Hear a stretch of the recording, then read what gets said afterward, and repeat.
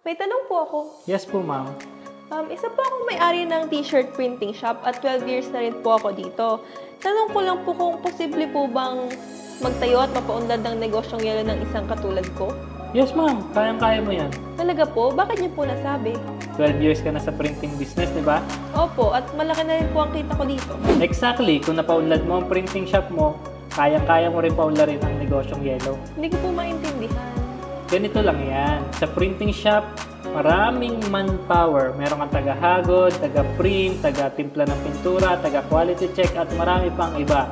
Di ba? Opo, madami talaga. Pero sa negosyong yelo, 1 hanggang 3 lang ang kailangan mong manpower. Tapos sa printing, ang dami pang options. Kulay, sukat ng print, kapal ng print, klase ng print, at marami pang iba. Pero sa yelo lang talaga ang ibebenta mo. Oo nga, no? Isa pa, pag may nagpa-print ba sa'yo, magpapaprint ulit kinabukasan? Hindi po nun. Sa yelo, araw-araw bumibili ang tao.